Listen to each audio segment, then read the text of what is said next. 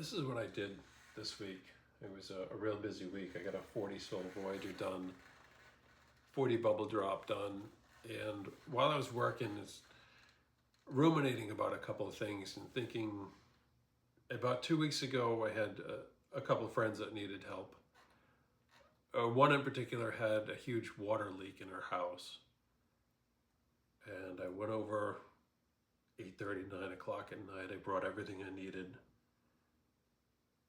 I had all my plumbing tools. I reran a whole water manifold and took about 30 minutes. And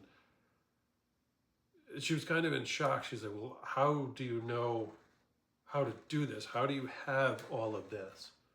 How do you have everything you need to do this?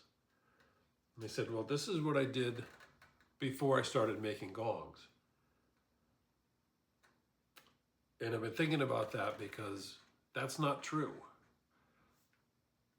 Making gongs is what I did while I was doing that. I was working 40, 50 hours a week full-time, running a contracting business, having a family, kids, relationship, and putting in the time after work, weekends, grinding, learning how to do this.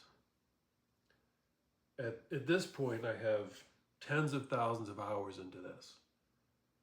I have literally hundreds of thousands of dollars into developing this craft and making a business out of this. So when someone comes at me and says, will you teach me how to do that? No, I'm not giving that away. I'm not going to take years of my life and effort and just hand it to somebody else on a whim. This is a personal thing for me. This is devotion. This is art. This is creativity, spontaneity sometimes. And it's a product of my will. And I treasure that. Years ago, about a year and a half ago, I guess, I had an offer to buy my business. And I didn't even get to the point of how much they wanted to pay because there is no price they could give me for my freedom to give up my autonomy to go work for someone else doing what I'm doing now out of love. So I take it seriously when someone just wants to be given everything I know.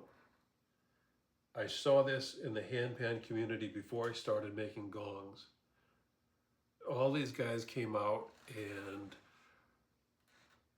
got excited, which I understand, and they started putting videos out about how they made handpans. Some of them went as far as to fly out to China and show the Chinese how to make handpans.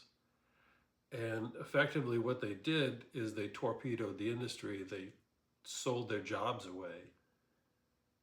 And I don't want to see that happening with gong making. I did this by myself. I have no teacher.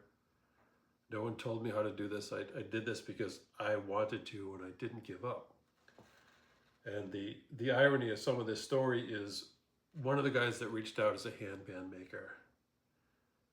And it was almost a cold call. A couple of friends had set it up. And the first thing he said is, so can you teach me about gong making? What are the tips and the tricks? And I said, I don't tell anybody that. And he all but hung up the phone on me. So no, I'm not going to give anybody that. I'm not going to dilute my industry. It's not my craft. I have a lot of reverence for the Germans because they're the ones that created this. All these guys over there have spent a lot of money, time, and effort to make a business out of what they do. And I'm not going to give away their secrets just to make friends.